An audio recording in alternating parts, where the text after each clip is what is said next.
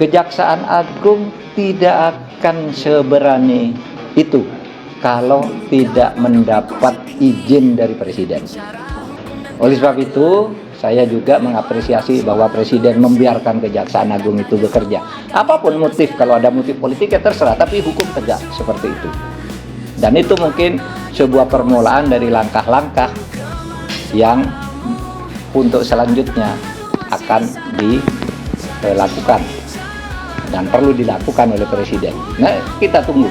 Jadi kita jangan sampai nihilis, seakan-akan yang dilakukan pemerintah itu salah terus, tidak ada gunanya. Ini ada gunanya. Skandal korupsi Pertamina, antara oplosan, blending, dan mafia minyak. Mantan Menteri Koordinator Politik, Hukum, dan Keamanan, Menko Polhukam, Mahfud MD kembali mengeluarkan pernyataan tajam terkait skandal korupsi yang mengguncang Pertamina.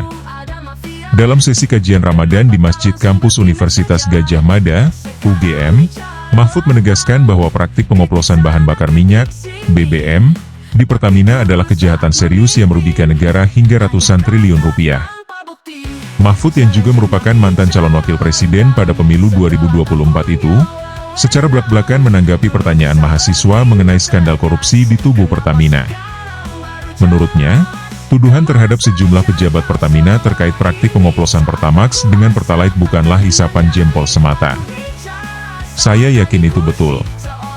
Kalau Pertamax dioplos dengan Pertalite, itu merupakan kejahatan, ujar Mahfud di hadapan para jamaah yang sebagian besar mahasiswa UGM. Blending atau oplosan? Isu pencampuran BBM ini sempat menuai kontroversi. Pihak Pertamina dan sejumlah pejabat tinggi pemerintah, termasuk Menteri Energi dan Sumber Daya Mineral, ESDM, Bahlil Lahadalia, membantah bahwa terjadi praktik oplosan. Mereka menyebut bahwa yang terjadi hanyalah blending, sebuah prosedur teknis yang sah dalam industri minyak dan gas. Namun, Mahfud MD menyatakan bahwa Kejaksaan Agung tidak mungkin salah menafsirkan kasus ini. Jangan menganggap orang Kejaksaan Agung itu tidak mengerti apa itu dioplos dan di-blending. Kejaksaan Agung itu pintar-pintar orangnya, katanya. Kejaksaan Agung sendiri telah menahan beberapa petinggi Pertamina atas dugaan korupsi yang melibatkan mafia minyak. Berdasarkan hasil penyelidikan, kerugian negara akibat praktik ini diperkirakan mencapai 193 triliun rupiah per tahun, atau total 960 triliun rupiah dalam 5 tahun. Jejak mafia minyak sejak Orde Baru. Mahfud juga mengungkapkan bahwa mafia minyak bukanlah fenomena baru. Sejak era Orde Baru, praktik korupsi besar sudah terjadi di berbagai sektor, termasuk perpajakan, pertambangan, dan perminyakan. Zaman Orde Baru itu ada 3 yang besar: perpajakan, perminyakan atau pertambangan, dan juga pertanahan. Sekarang situasinya lebih kondusif, pemerintahnya mau membuka. Jaksa Agung tidak dihalangi, ya akhirnya bisa dibuka karena sejak dulu sebenarnya memang bisa dibuka. Kasus korupsi, itu, jelas Mahfud. Pernyataan ini menunjukkan bahwa korupsi yang mengakar di tubuh Pertamina adalah bagian dari permasalahan sistemik yang telah berlangsung selama puluhan tahun.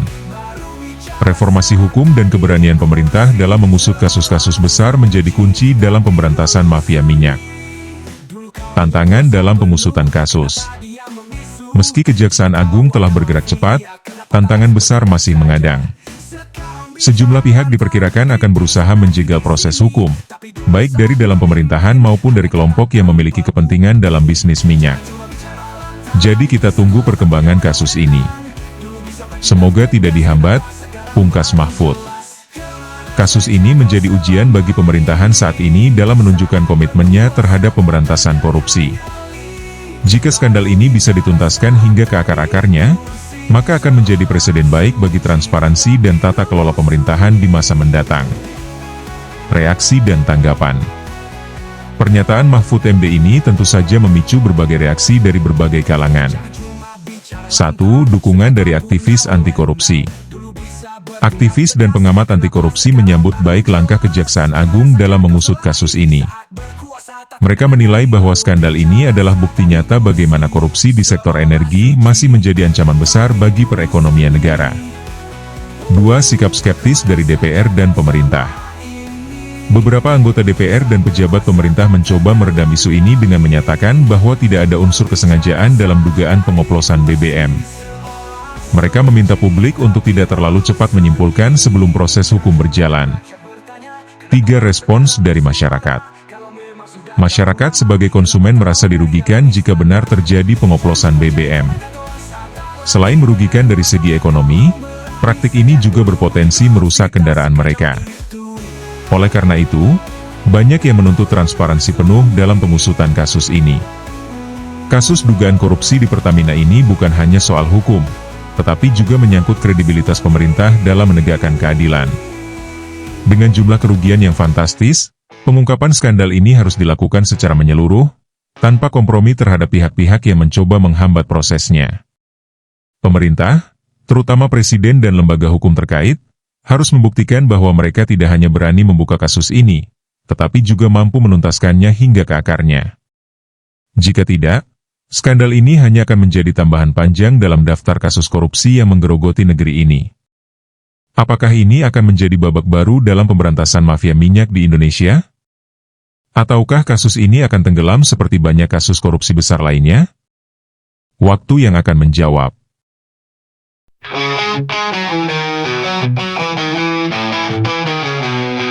Dulu kau duduk di kursi tinggi, bicara hukum dan keadilan, teriak lantang soal korupsi, katanya semua akan dituntaskan. Tapi kini kau bersuara, setelah tak lagi berkuasa. Dulu kemana suaramu, saat tanganmu masih di sana? Cara cuma bicara lantang, setelah tak punya wewenang. Dulu bisa bertindak tegas, kenapa sekarang baru jelas? Kemana saja kau selama ini, saat berkuasa tak terdengar nyali. Baru bicara saat tadi kursi, seolah suci tapi dulu sunyi. Dulu kau dunia kuasa penuh, kenapa diam membisu? Jika tahu ada mafia, kenapa tak langsung bertindak saja? Sekarang bicara lantang, kritik sana kritik sini. Tapi dulu saat memimpin, hanya kata tanpa bukti. Jangan cuma bicara lantang, setelah tak punya wewenang. Dulu bisa bertindak tegas, kenapa sekarang baru jelas? Kemana saja kau selama ini, saat berkuasa tak terdengar nyali. Baru bicara saat tadi kursi, seolah suci tapi dulu sunyi.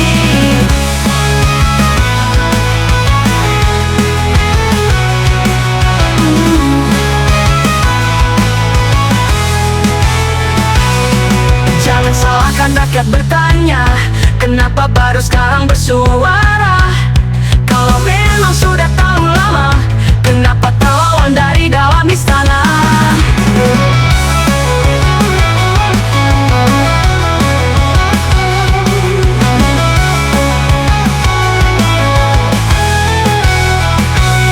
Jangan cuma jadi komentator saat tak lagi pegang regulator.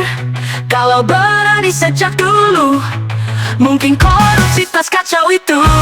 Kemana saja kau selama ini, saat berkuasa tak terdengar nyali. Baru bicara saat tadi kursi, seolah suci tapi dulu sunyi.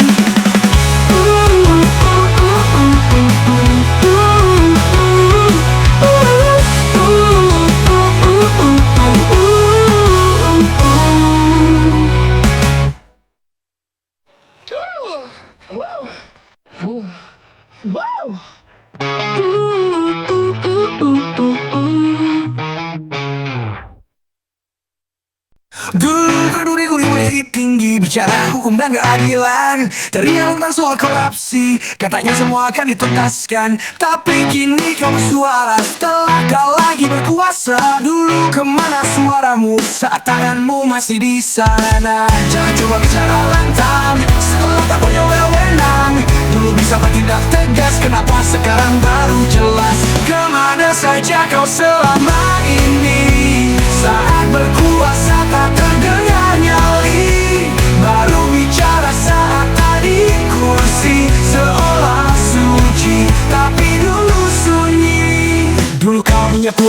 jenuh. Kenapa dia memisu? Jika tahu ada mafia, kenapa tak langsung bertindak saja? Sekarang bicara lantang, kritik sana kritik sini, tapi dulu saat memimpin hanya kata tanpa bukti. Jangan cuma bicara lantang setelah tak punya wewenang. Dulu bisa bertindak tegas, kenapa sekarang baru jelas? Kemana saja kau selama ini? Saat berkuasa tak terdengar nyali, baru bicara saat tadi kursi. Seolah suci, tapi dulu sunyi.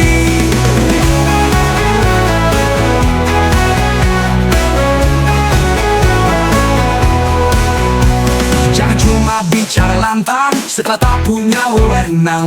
Dulu bisa bertindak tegas, kenapa sekarang baru jelas? Kemana saja kau selama ini? Saat berkuasa tak terdengar nyali, baru bicara saat tadi kursi.